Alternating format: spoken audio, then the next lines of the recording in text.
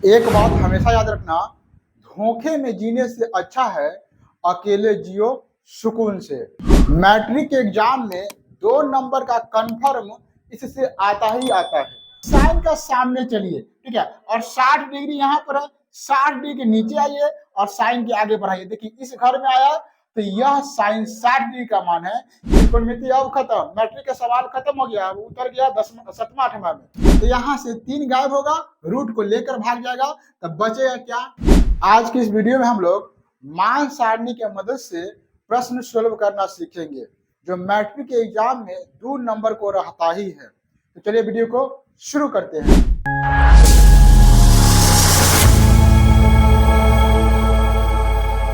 Hello दोस्तों, स्वागत है आपको अपना चैनल ग्रो ज्ञान ऑफिशियल पर।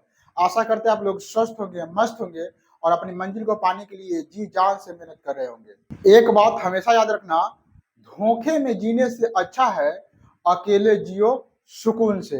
दोस्तों ये मान सारणी आप गौर से देखिए, है ना। पता है हमको कि आप लोग ये मान सारणी याद नहीं होगा।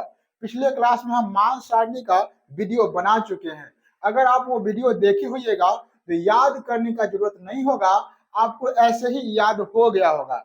यदि आप नहीं देखे हैं तो वीडियो को देख लीजिए। फिलहाल हम आपके सहयोग के लिए मान सारणी को लिख लिए हैं और इन्हीं के प्रयोग से हमें इस सवाल को बनाना है। ये सवाल जो है बिल्कुल बिल्कुल इसी पर बनेगा। अगर ये आपको याद नहीं है तो फिर यह सवाल नहीं बनेगा। चैप्टर है 8.2 एनसीईआरटी का, है ना, क्लास 10th का 8.1 का सभी प्रश्न हम बना चुके हैं। हमारे चैनल पर आप जाकर देख सकते हैं। तो यहाँ पर इन मान सारणी का कैसे हम प्रयोग करते हैं सवाल में, इसके बारे में हम लोग विस्तार से समझेंगे। इन मान सारणी को आप लोग बहुत रटे होइएगा या समझे होइएगा, याद करे होइएगा, लेकिन इन मान सारणी का प्रयोग कहाँ करते हैं इसको आज हम समझेंगे। देखिए यहाँ पर ये अनुपात होते हैं त्रिकोणमिति का। 0 डिग्री, 30 डिग्री, 45 डिग्री, 60 डिग्री और 90 डिग्री क्या होता है, मान होता है। मैट्रिक के एग्जाम में 2 नंबर का कंफर्म इससे आता ही आता है, इसलिए इसे बढ़िया से समझने का प्रयास करें और वीडियो को बिना स्किप किए हुए पूरा देखिए। तो आइए समझते हैं मान सारणी का प्रयोग कैसे करते हैं। देखिए यहाँ पर सवाल लिखा है कि sine 60 degree cos 30 degree plus sine 30 degree cos 60 degree का मान ज्ञात कीजिए।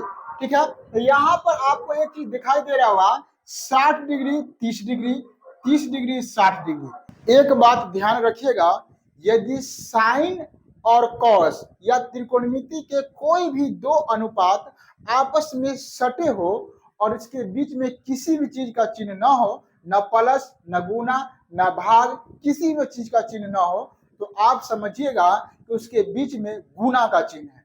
जैसे यहाँ देखिए, यहाँ साइन 60 है और कॉस 30 है, इसके बीच में कुछ नहीं है, इसका मतलब है साइन 60 में कॉस 30 से गुना हो रहा है। यहाँ पे देखिए प्लस है तो दिखा दिया कि प्लस है, माइनस रहेगा तो माइनस भी रहेगा, लेकिन गुना रहेगा तो गुना नहीं रहेगा। समझ आया ना बात, कि गुना का चिन्ह रहेगा तो गुना का चिन्ह नहीं रहेगा, नहीं रहेगा तो आप समझिए गुना का चिन्ह है।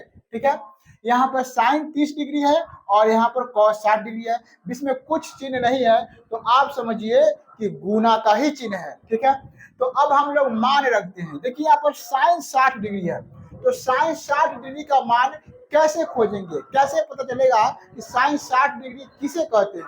देखिए यहाँ पर साइन आपको दिखाई दे रहा है, साइन है और साइन का सामने चलिए, ठीक है, और 60 डिग्री यहाँ पर है, 60 डिग्री के नीचे आइए और साइन के आगे बढ़ाइए। देखिए इस घर में आया तो यह साइन 60 डिग्री का मान है।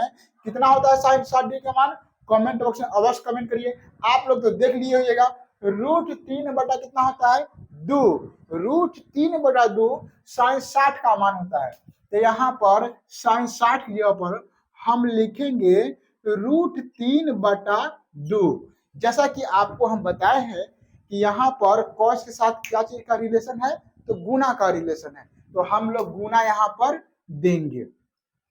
अब हमें कॉस 30 का मान पता करना है, तो कॉस 30 का मान कैसे खोजेंगे, तो देखिए यहाँ पर कॉस है, कॉस यहाँ पर है और 30 के सामने नीचे आइए, 30 के सामने नीचे और cos के सामने आगे बढ़िए। देखिए इस घर में मिले हैं तो यह जो मान है ये cos 30 का मान है। कितना है? √3/2। जी हाँ दोस्तों, आप याद रखिएगा कि sin 60 और cos 30 का मान बराबर होते हैं। ठीक है, sin 60 और cos 30 का मान बराबर होते हैं। ठीक है, sin 45 और cos 45 का मान बराबर होते हैं। ये बात आप अच्छे से याद रखिएगा। एग्जाम में आपको पूछ देगा कि बताइए sin 60 किसके बराबर होते हैं, तो ऑप्शन में लगाना होगा cos 30 के बराबर होते हैं, है ना। sin 60 किसके बराबर होते हैं? cos 30 के बराबर होते हैं। sin 0 cos 90 के बराबर हो जाएगा और sin 90 cos 0 डिग्री के बराबर होगा। ये बात आप अच्छे से समझ जाइएगा, इसका रिलेशन आप अच्छे से समझिएगा। देखिए साइन का मान बढ़ते हुए क्रम में होता है, कॉस का मान घटते हुए क्रम में होता है। ये भी रिलेशन आप याद रखिएगा, एग्जाम में पूछते रहता है। ठीक है, तो यहाँ पर हम इन दोनों का मान लिख लिए हैं। अब क्या है? प्लस है तो हम प्लस लिखेंगे। ठीक है, साइन 30 है तो साइन 30 का वैसे मान निकालेंगे। देखिए साइन के सामने गए और 30 यहाँ पर है तो 1/2 साइन 30 का मान है। तो क्या लिखेंगे? 1/2। गुना है तो गुना करेंगे। cos 60 है, देखिए cos के सामने चलेंगे और 60 के सामने नीचे उतरेंगे, 60 के सामने नीचे उतरेंगे, cos के सामने चलेंगे, इस घर में आएगा 1/2। क्या हो गया? 1/2। अब यहाँ पर आप समझिए कि आप त्रिकोणमिति का काम खत्म हो चुका है। अब क्या बचा है? तो अब बोर्ड मास बचा है। बोर्ड मास जो आप 7वां 8वां में पढ़ते थे, बोर्ड मास, वही बोर्ड मास है। त्रिकोणमिति अब खत्म, मैट्रिक का सवाल खत्म हो गया, उतर गया 7वां 8वां में। अब देखिए यहाँ पर गुना का चिन्ह है, जोड़ का चिन्ह है, गुना का चिन्ह है। तो आप बोर्ड मास पढ़े होइएगा तो आप जानते होइएगा कि पहले हम क्या चीज का काम करेंगे, गुना का काम करेंगे कि जोड़ का काम करेंगे, क्या चीज का काम करेंगे। आप कमेंट बॉक्स में अवश्य कमेंट करें, पहले क्या चीज का काम करेंगे। तो बोर्ड मास आप पढ़े होइएगा, जानते होइएगा। तो बोर्ड मास में सबसे पहले हम गुना का काम करते हैं। समझिए जिसका पावर ज्यादा रहता है ना, पावर मतलब वैल्यू, उसका काम करते हैं। जोड़ घटाओ तो बहुत छोटा है ना, गुना का काम करें। गुना से बड़ा क्या है? भाग है। यूं समझिए कि आप सबसे पहले क्या सीखे हैं। आप कहिएगा हम सर सबसे पहले में सीखे हैं जोड़, है ना, उसके बाद घटाओ, उसके बाद गुना। तो जो आप सबसे पहले सीखे हैं उसका काम सबसे बाद में करना है। ठीक है, बोर्ड मास में इतना समझिए आप शॉर्टकट में कि जो आप सबसे पहले सीखे हैं उसका काम बाद में करना है।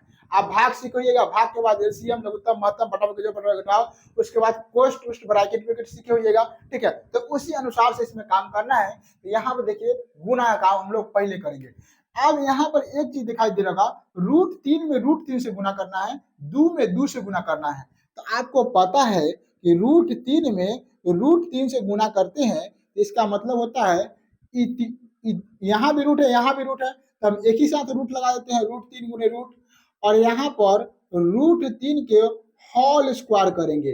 तो आप जल्दी से कमेंट करके बताइए इसको क्या कहते हैं। रूट है, इसका स्क्वायर है, तो अब क्या होगा?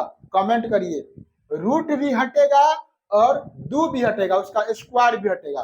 खुद तो जाएंगे सनम, तुमको भी लेकर जाएंगे, कमेंट कर दीजिए आप। ठीक है, तो यहाँ से 3 गायब होगा, रूट को लेकर भाग जाएगा, तब बचेगा क्या?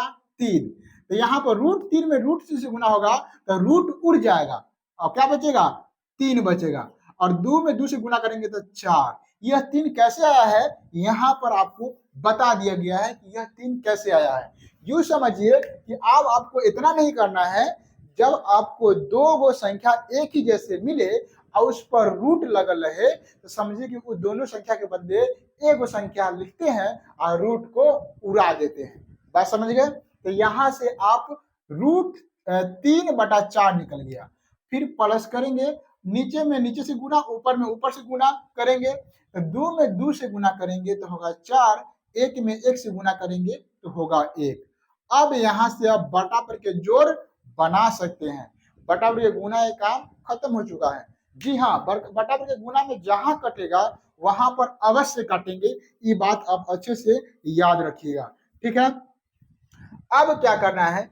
4 और 4 का एलसीएम लेना है, 4 4 का लघुत्तम निकालना है। ठीक है, आपको पता है कि 4 और 4 का एलसीएम कैसे निकालते हैं। देखिए 4 4 का निकालेंगे तो 4 से लग जाएगा 4 एक मरतबे, एक मरतबे और ये एक मरतबे, पूरा खत्म हो गया। नीचे में 4 में से गुणा करेंगे 4, 4 में से गुणा करेंगे 4, इसका एलसीएम कितना हो जाएगा 4।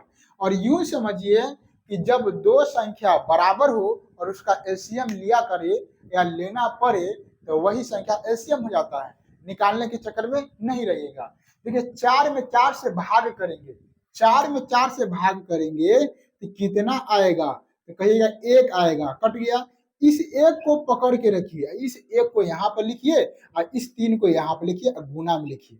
फिर जोड़ है तो जोड़ करिए, 4 में 4 से भाग करेंगे तो 1 और 1 को इस 1 को यहाँ पर, फिर इस 1 को यहाँ पर गुना में, ठीक है। अब देखिए पहले तो गुना काम करते हैं, 3 में 1 से गुना करेंगे तो 3 और प्लस 1 में 1 से गुना करेंगे तो 1 और बटा में हो जाएगा 4। अब यहाँ पर क्या करेंगे, 3 और 4 को जोड़ेंगे तो 3 और 1 जोड़ेंगे तो कितना हो जाएगा 4, 4 और बटा में 4, ऊपर भी 4 नीचे भी 4, तो क्या होगा, कट जाएगा। ऊपर भी 4 नीचे भी 4 तो कट जाएगा। कितना से कटेगा, तो एक मरतबे कटेगा। इस 4 से इस 4 कटेगा ही एक बार में, क्या बार में, एक बार में कट जाएगा। और फाइनली कितना आंसर प्राप्त हो जाएगा, तो एक आंसर प्राप्त हो जाएगा। तो यहाँ से हम लोग मान सारणी के मदद से ऐसे सवाल को हम लोग बनाते हैं। आशा करते हैं कि आपको वीडियो अच्छा लगा होगा। वीडियो अच्छा लगा है तो वीडियो को लाइक करें, अपने दोस्तों में शेयर करें और इसी प्रकार का बेहतरीन वीडियो देखने के लिए हमारे चैनल को सब्सक्राइब कर लीजिए। मिलते हैं किसी अन्य क्लास में, तब तक के लिए जय हिंद।